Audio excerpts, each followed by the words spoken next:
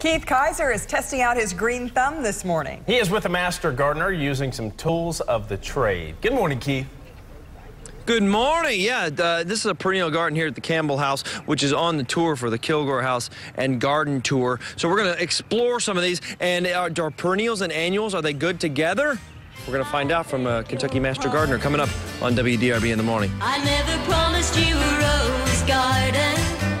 Thank you for Stacy. Thank you.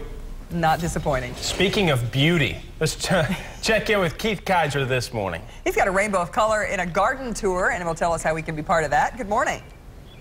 Good morning. Good morning. And Candace, you were talking about perennials, right? That's what you just plant, so they just come up every year. That's correct. The idea. I stick with the perennials because they're low maintenance. This garden actually a little bit more maintenance because Peggy Campbell, you enjoy plantings and creating something beautiful. Yes, I do. Yeah, and then right here, your garden, the perennial garden. Now, perennials and annuals together, can you make that work? Yes, it works wonderful because when your perennials are dying back, then you have the beautiful color of your annuals. So you have color all to fall. And you were talking about color all year round or winter interest. I like that phrase. Yes, I have winter interest. I have little evergreens all through this perennial garden that won't get over 6 feet, so that in the wintertime you have something to look at beside bare ground. And you were talking about 1s, 3s, and 5s too. Right. Also. It's always a good idea to plant either one as a specimen plant if you want a specimen plant, but groups of 3s gives you more interest and color, and it just makes your garden flow.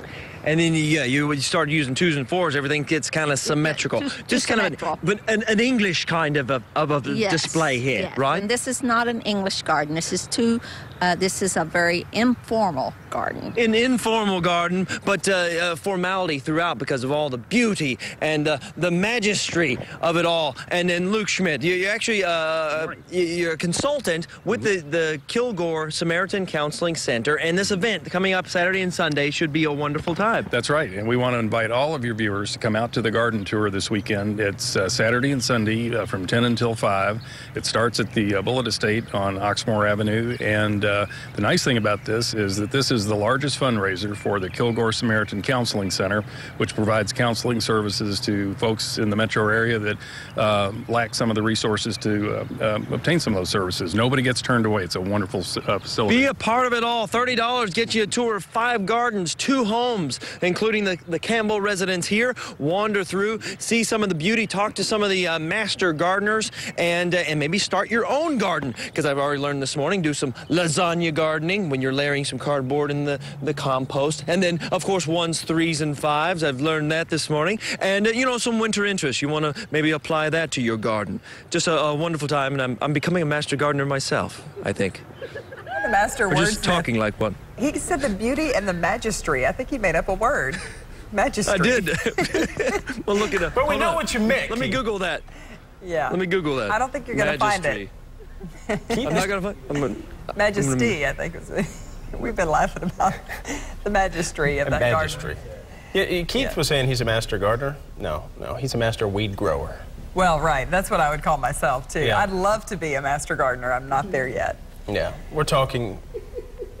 Stop laughing back there. The peanut gallery in the back. Thank you, Troy. Moving on now.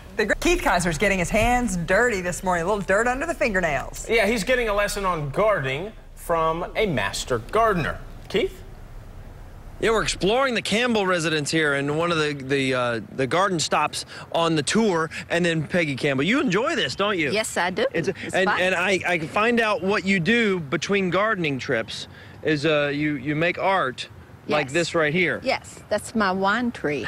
Wine tree. And so those aren't all you didn't consume all those. No. Friends kind of help you out. Friends help me out. Yes. But then we're going to talk about raised beds in just a second. Yes. And what's the one main thing about raised beds that's good? Well, it's good for your back. It keeps the rabbits out of the garden, and it's easy to take care of. No weeds. No weeds. So we're going to show you that and some more and tell you about the Kilgore House and Garden Tour this weekend coming up on WDRB in the morning.